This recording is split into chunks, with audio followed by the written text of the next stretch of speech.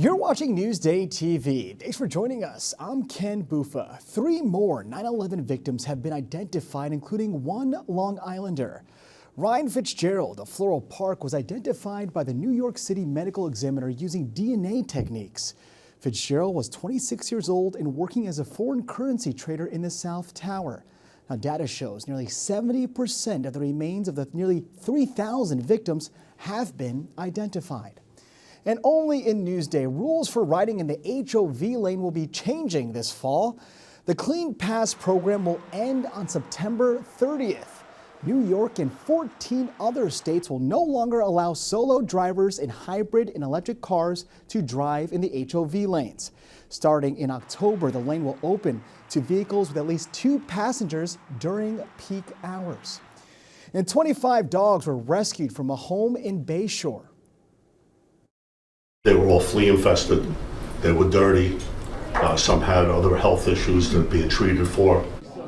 Now, officials say there was a 911 call about barking dogs being left unattended for days.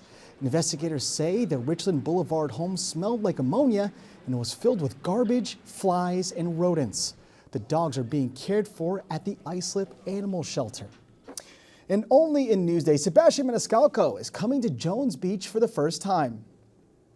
Then he tells us, we summer in Capri. Where do you summer? Our backyard. I don't know what the hell you're talking about. The comedian tells Newsday he cannot wait to get here. The 52-year-old will perform on August 15th with tickets starting at $67. All right, let's take a quick look at tomorrow's weather, and it's going to be another gorgeous one like we've had all week long. Temps will be just under 80 degrees. The sun will be out, and of course, we'll have that 7-day forecast for you later in the broadcast.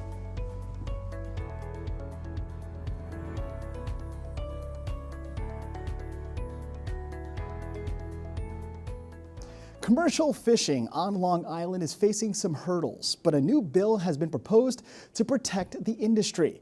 Macy Eglin has more.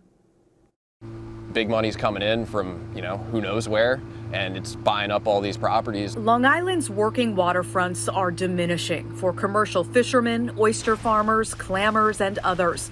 But new legislation is hoping to reverse that for people like Grady Copel.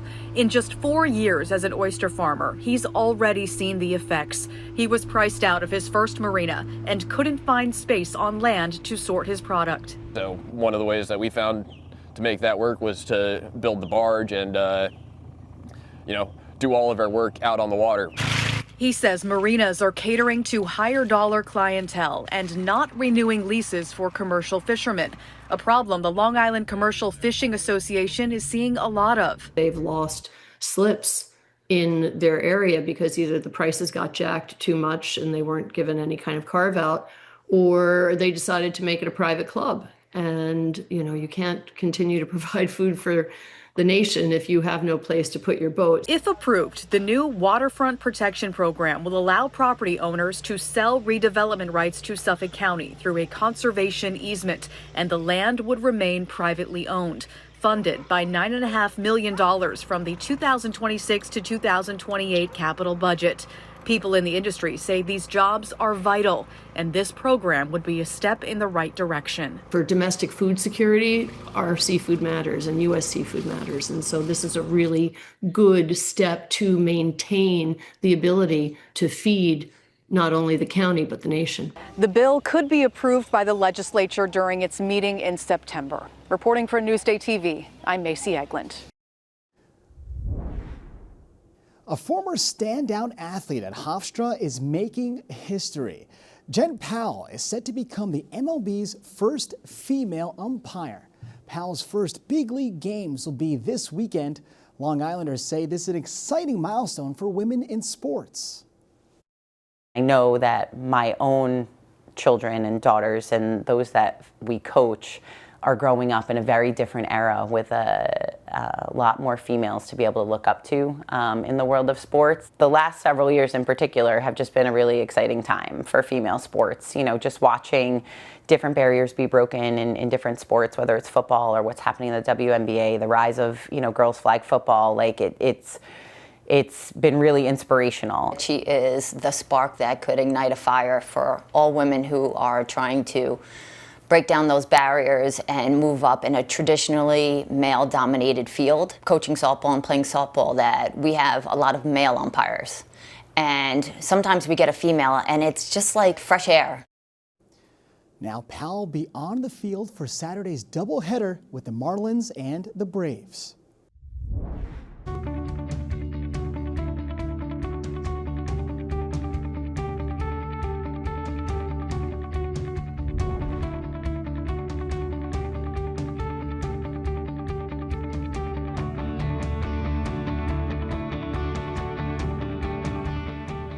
Goats have been brought in to tackle an invasive species on the North Shore. Here's a look at Sands Point Preserve.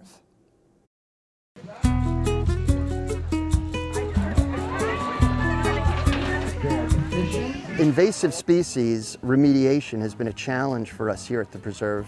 We're 216 acres, and we have all sorts of different invasives: English ivy, poison ivy, and manually removing these plants, which is primarily the approach we've taken, is time-consuming, labor-intensive. So this idea of goats being an all-natural, fun way to rid safely all of those invasives, it just seemed like such a win-win all around, and so we're really excited to be trying it. We have 14 goats that are in a 5-acre enclosed space that surrounds a native oak forest that we've had here at the preserve for hundreds of years. So what the goats are going to be doing is consuming all of those invasives, clearing the way for our oaks and other natives to flourish. They can be outdoors, safely and happily outdoors, for about 9 months of the year, provided that we provide them with fresh water daily and there's an ample supply of greenery for them to eat. They're fine. And dinosaurs are roaring back to life in Rockville Center. The Center for Science, Teaching, and Learning just debuted 3 new animatronic dinosaurs, a prehistoric plant eater and 2 sharp-toothed predators.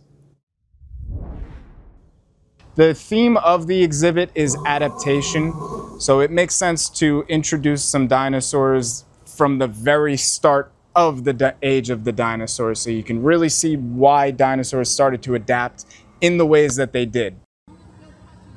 Your additions bring the center's collection of animatronic dinosaurs to 15.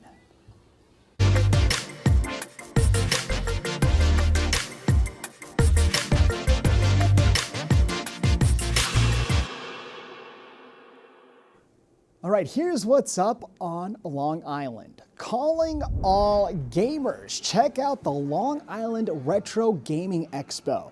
It features arcade and vintage games, tournaments, and special guests. It's Friday through Sunday at the Cradle of Aviation in Uniondale. Or head to Wheatley Heights to get your glow on. Glow in the Park offers nighttime ziplining and trails with thousands of colorful lights. It's happening Saturday night at the Adventure Park at Long Island.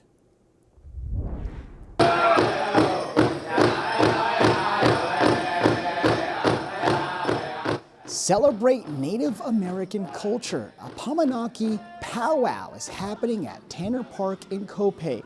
There will be a traditional drum ceremony, vendors, food, and dance competitions.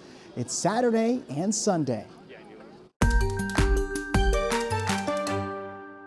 Our waters are alive. Alive and well, according to Dr. Craig O'Connell, Executive Director of Montauk Shark Lab on the East End. I love sharks. They're the most incredible animal on the planet. And there are a lot of them. Duskies, spinners, threshers, makos, blues, sand tigers. All right along our South Shore. In fact, you'd probably be surprised at just how close you're getting. I've filmed a great white right off the beach, probably less than a football field away from dry sand.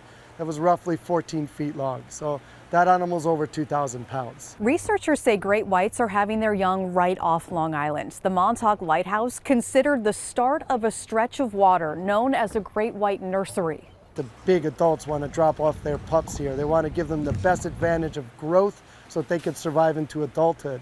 So I think these waters off of Montauk offer them just that, a bunch of prey, safe waters. You've seen the recent reports. Dozens of shark sightings, even some shark bites in the last few years, prompting increased shark patrols. We have up to 26 different species of sharks in our waters. And Dr. O'Connell conducts research on many of them, tagging the sharks to track their location. That satellite tag will trail behind the animal, and every time that shark comes up to the surface, it will send a signal to a satellite, then it sends a signal to my computer, and I can figure out exactly where that animal is. He's found that the warming water is attracting more subtropical species, and they're sticking around longer. That data he collects is published in different studies, which are utilized when considering legislation to protect these sharks. He says those efforts are working, and seeing more of them is a good thing.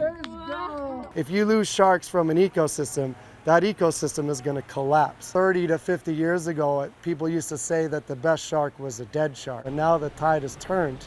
Now people want to protect these animals. And I think the more people that go out there and learn about them, more people that come to the lab and see these sharks or go to an aquarium, the more people that are going to want to protect them just like us. And that's what it's all about. Reporting for NewsdayTV in Montauk, I'm Macy Egland.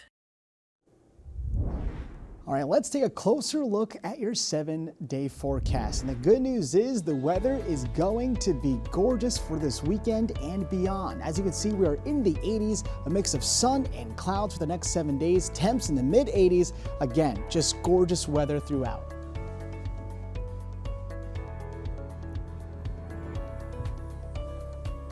Long Island weather is brought to you by Sun Nation Energy, helping Long Island homes and businesses save with solar for over 20 years. You're watching Newsday TV. For more on all the stories you've seen here today, head over to Newsday.com. I'm Ken Buffa. Thank you so much for joining us.